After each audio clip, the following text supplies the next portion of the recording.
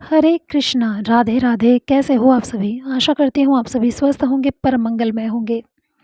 प्यारे भक्तों, आप सभी की इस रुचि को देखते हुए कि ठाकुर जी की कहानियाँ और उनके भक्तों के भक्त चरित्र को आप कितना पसंद कर रहे हैं, इसी कड़ी में नित्य प्रतिदिन मन होता है कि किसी नए भक्त चरित्र को आप सभी के समक्ष प्रस्तुत करूं, जिसे हम सभी जानें, पहचानें और अपने इतिहास में जितने भी भक्त रहे हैं, कोशिश यही रहती है कि उन सभी भक्तों के चरित्र एक-एक करके आप सभी के समक्ष में लेकर आऊँ, जिससे हमें अपने उन पूर्वजों के उस भक्त चरित्र का पता चल सके, जिसके अंश आज भी हमारे हृदय में मौजूद हैं और कहीं न कहीं हम भुलाए बैठे हैं। इसी कड़ी में आज लेकर आई हूँ मैं एक कथा। हालाँकि ये कथा सभी जानते ही हैं, लेकिन मैंने सोचा कि इस कथा को आज डीपली थोड़ा-सा एक वीडियो में सुना जाए, बोला जाए। तो ये कथा है सत्यवादी हरिश्चंद्र जी की। मुझे पता है सभी जानते हैं इस कथा को, लेकिन फिर भी एक बार फिर इस कथा को सुना जाए। चलिए सुनते हैं इस कथा को। और बस वही एक रिक्वेस्ट आप सभी से कि वीडियो शुरू करने से पहले अगर आप चैनल पर नए हैं तो प्लीज़ चैनल को सब्सक्राइब कर दीजिए, और यदि आपको स्टोरी अच्छी लगती है तो वीडियो को लाइक भी कर दीजिएगा। कमेंट सेक्शन में ज़रूर बताइएगा कि कथा आपको कैसी लगी, और हाँ, सब्सक्राइब करके बेल आइकन को भी प्रेस कर दीजिएगा ताकि आगे आने वाली हर वीडियो की जानकारी सबसे पहले आप तक पहुँचे। तो चलिए कथा शुरू करते हैं। प्यारे भक्तों, सत्य की बात की जाए और राजा हरिश्चंद्र का नाम न लिया जाए, ऐसा तो हो ही नहीं सकता। ऐसा कहा जाता है कि भगवान श्री हरि राजा हरिश्चंद्र को सत्यवादी की उपाधि वो प्रभु ने ही दी थी। लेकिन क्या आप उस कथा के बारे में जानते हैं कि जिसके कारण राजा हरिश्चंद्र के नाम के साथ सत्यवादी शब्द जुड़ गया? अगर नहीं तो चलिए जानते हैं वो कथा। तो उस कथा के अनुसार एक बार महर्षि विश्वामित्र राजा हरिश्चंद्र की परीक्षा लेने पहुँचे और उन्होंने राजा का सारा राज्य दान के रूप में मांग लिया। और एक बात बताऊँ मैं आप सभी को भक्तों की, ये जो परीक्षा में राजा का जो राज्य विश्वामित्र जी ने मांगा था, ये साक्षात सामने आकर नहीं मांगा था, ये केवल एक स्वप्न में उन्होंने उनका राज्य दान में मांगा था। लेकिन राजा हरिश्चंद्र इतने सत्यवादी और अपने वचन पर इतने अडिग थे कि उन्होंने स्वप्न में मांगे गए राज्य को भी हंसी खुशी साक्षात महर्षि विश्वामित्र को दान कर दिया। जब सत्यवादी हरिश्चंद्र जी ने विश्वामित्र को अपना राज्य दान किया, तो महर्षि विश्वामित्र ने और आगे परीक्षा लेनी चाहिए और राजा हरिश्चंद्र से दक्षिणा मांगी। तब राजा हरिश्चंद्र ने खुद को और अपने पत्नी और बच्चों को भी बेचने का फैसला किया। राजा हरिश्चंद्र ने काशी के बाजार में अपनी पत्नी तारामती और अपने पुत्र रोहिताश्व को एक व्यक्ति को बेच दिया।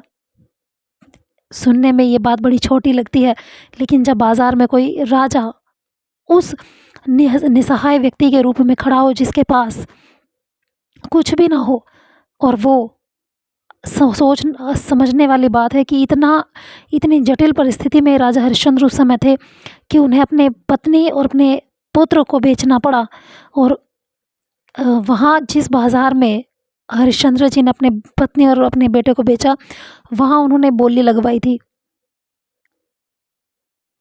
नीलामी की थी अपनी पत्नी की और अपने बच्चे की। तो एक राजा के लिए इससे बड़ी कठिन परिस्थिति, एक राजा के लिए नहीं, एक आम व्यक्ति के लिए भी इससे कठिन परिस्थिति शायद कुछ हो ही नहीं सकती। प्यारे भक्तों, और जब राजा हरिश्चंद्र ने अपनी पत्नी तारामती और उनके पुत्र रोहिताश्व को बेच दिया, तो उसके बाद भी विश्वामित्र जी की जो परीक्षा थी वो ख़त्म नहीं हुई। विश्वामित्र जी ने राजा हरिश्चंद्र से अपने दक्षिणा का और भाग मांगा, जिसे चुकाने के लिए राजा हरिश्चंद्र के पास कुछ भी नहीं था। अंततः राजा हरिश्चंद्र के पास केवल एक ही विकल्प बचा था कि वो खुद को भी किसी को बेच देते। अब राजा हरिश्चंद्र ने काशी के उस बाजार में अपने आप को नीलाम किया, और जब राजा हरिश्चंद्र की नीलामी हो रही थी, तो वहाँ पर शमशान घाट का स्वामी राजा हरिश्चंद्र को खरीद कर अपना गुलाम बनाकर वहाँ से ले जाता है और राजा हरिश्चंद्र को शमशान घाट में कर वसूली के लिए उस काम पर रख लेता है। छोटी सी कहानी तो बहुत बड़ी है, लेकिन सुनना और कहना बहुत ही मुश्किल है, क्योंकि इतनी इतनी ज़्यादा इमोशनल ये कहानी है कि इसे मैं अपने शब्दों में शायद कह ही नहीं पाऊँगी। प्यारे भक्तों, माफ़ कर देना अगर उस भाव से मैं इस कथा को नहीं कह पाऊँ, तो प्लीज़ मुझे माफ़ कर देना, क्योंकि बहुत ज़्यादा इमोशनल हो रही हूँ मैं अभी इस कथा को कहते हुए। तो जब राजा हरिश्चंद्र ने शमशान घाट में कर वसूली का काम करना शुरू करा, एक तरफ तो राजा हरिश्चंद्र अपने पत्नी और अपने पुत्र रोहिताश्व से दूर कर वसूली कर रहे हैं शमशान घाट में, दूसरी ओर रानी तारामती और उनका पुत्र रोहिताश्व एक सेठ के यहाँ नौकरी करते हैं। महलों की वो रानी तारामती, जिसके आगे पीछे हज़ारों दासियाँ घूमती थी, आज वो रानी तारामती किसी सेठ के घर में खुद एक नौकरानी का काम करती हैं। सेठानी मारती है, पीटती है, समय पर भोजन नहीं देती, लेकिन तारामती उफ तक नहीं करती। कैसी परीक्षा, कैसी विकट परिस्थिति थी ये उन लोगों के लिए। शायद वो सत्यवादी थे, इसलिए इस घटनाक्रम को वो झेल गए प्यारे भक्तों। लेकिन आज के समय में किसी के साथ ये स्थिति, प्रभु ना करे ऐसी स्थिति आए, लेकिन बहुत ही विकट परिस्थिति से वो गुजरे। तो जब रानी तारामती जिस सेठ जी के यहाँ काम करती थी, उनके बाग में एक दिन रोहिताश्व फूल चुनने गया, और फूल चुनते हुए रोहिताश्व को एक सर्प ने डस लिया। और प्यारे भक्तों, ये सर्प भी कोई मामूली सर्प नहीं था, ये सर्प भी विश्वामित्र जी के द्वारा भेजे गए नाग थे, नागों के देव थे, नागों के देवता थे, जिन्होंने रोहिताश्व को डसा। और रोहिताश्व के सांप के डसने की खबर सुनकर तारामती भागी भागी विकराल बेहाल पहुंची उस भाग में जहां रोहिताश्व मूर्छित, या ये कह लीजिए अधमरी स्थिति में पड़े थे। जैसे तैसे करके तारामती का हौसला तो तभी टूट गया था जब उनके पति से वो दूर हुई थी, लेकिन उनके पास एक सहारा था उनके पुत्र का। और जैसे ही पुत्र को सांप ने डस लिया, वैसे ही तारामती का धैर्य टूट गया। खैर, तारामती अपने उसी व्रत पर अडिग रही, उन्होंने अपने पति के बात को, विश्वास को नहीं टूटने दिया। और तारामती जैसे तैसे करके रोहिताश्व को अंतिम संस्कार करने के लिए उसी शमशान घाट में लेकर पहुंच जाती है जहां हरिश्चंद्र जी कर वसूली का काम करते थे। और प्यारे भक्तों, ये रात की अंधकार की बात है जब तारामती रोहिताश्व को लेकर शमशान घाट पहुंचती है। और रात के उस अंधेरे में हरिश्चंद्र जी तारामती को नहीं पहचान सकते। दूसरी बात यह भी थी कि जब किसी व्यक्ति की स्थिति निर्बल दुर्बल हो जाती है, उस समय पर उसका बाहरी जो स्वरूप होता है वो पहचानना मुश्किल हो जाता है। तो बस यही स्थिति थी रानी तारामती और राजा हरिश्चंद्र जी के साथ भी, वो दोनों एक दूसरे को पहचान ही नहीं सके।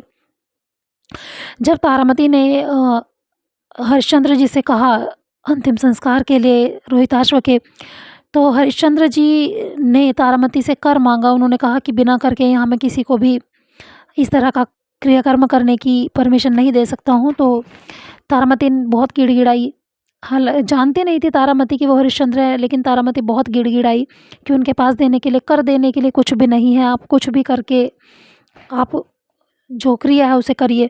लेकिन हरिश्चंद्र जी ने साफ मना कर दिया। अंततः रानी तारामती को कुछ नहीं सूझा और तारामती ने जो साड़ी थी उसका पल्ला फाड़कर वो कर चुकाने की ठान ली। जैसे ही तारामती ने वो साड़ी का पल्ला फाड़ा और राजा हरिश्चंद्र को वो कर रूप में अपने साड़ी का पल्ला जैसे ही वो देने लगी, तो उस समय पर प्यारे भक्तों तारामती जी के पास सब कुछ भी नहीं था, लेकिन तारामती के पास एक दिव्य चूड़ामणि था जो उन्होंने किसी को भी नहीं दिया था, और हमेशा वो तारामती जी के हाथ में ही रहता था, जो माता की ओर से उन्हें भेंट था, क्योंकि तारामती माता रानी की बहुत बड़ी भक्त थी। तो जैसे ही वो उस कर रूप ही पल्ले को हरिश्चंद्र जी को देने लगती हैं, तुरंत हरिश्चंद्र जी तारामती का वो चूड़ामणि देख लेते हैं और तारामती को पहचान लेते हैं। और उनके सिर पर जो पहाड़ टूटता है मुसीबतों का, उसका कोई वर्णन ही नहीं करा जा सकता। तारामती और हरिश्चंद्र जी खूब रोते बिलखते हुए अपनी स्थिति पर विलाप कर रहे हैं। उस समय जब जैसे ही वो परेशान बहुत ज़्यादा हो जाते हैं और प्रभु से कंप्लेंट तो कभी उन्होंने नहीं करी, पर प्रभु से एक प्रश्न जरूर किया कि प्रभु ऐसा किस कर्म के कारण हुआ है। और उस समय हरिश्चंद्र जी की वो स्थिति थी कि हरिश्चंद्र जी खुद की गर्दन, वो सोचते हैं कि जब पुत्र ही नहीं रहा तो हम दोनों जीकर अब क्या करेंगे। तो वो एक दूसरे को मारने के लिए जैसे ही कुल्हाड़ा उठाते हैं, वैसे ही वहाँ पर श्री विष्णु प्रकट हो जाते हैं। साथ ही शिव जी और पार्वती माता वहाँ प्रकट हो जाते हैं, क्योंकि काशी के राजा शिव जी ही हैं। तो भगवान विष्णु राजा हरिश्चंद्र से कहते हैं कि हे राजन, तुम धन्य हो, ये सब तुम्हारी परीक्षा हो रही थी जिसमें तुम बहुत अच्छी तरह से सफल हुए हो।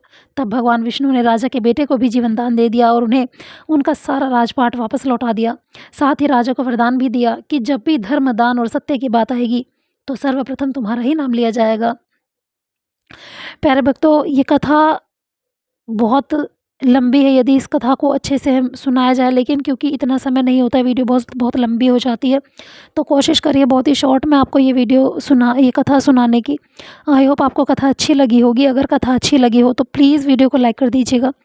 कमेंट सेक्शन में ज़रूर बताइएगा। अगर इसका कोई पार्ट छूट गया होगा मुझसे या फिर मिस हो गया हो तो कमेंट सेक्शन में ज़रूर बताइएगा। साथ ही बताइएगा कि आपको क्या भाव आपके मन में आया इस कथा को सुनते हुए। चलती हूँ अगले वीडियो की तैयारी करने के लिए, तो मिलेंगे नई वीडियो में एक नई कथा के साथ, एक नए भक्त चरित्र के साथ। तब तक के लिए बने रहिए चैनल पर। मिलेंगे नेक्स्ट वीडियो में नई कहानी के साथ। तब तक के लिए हरे कृष्णा, राधे राधे।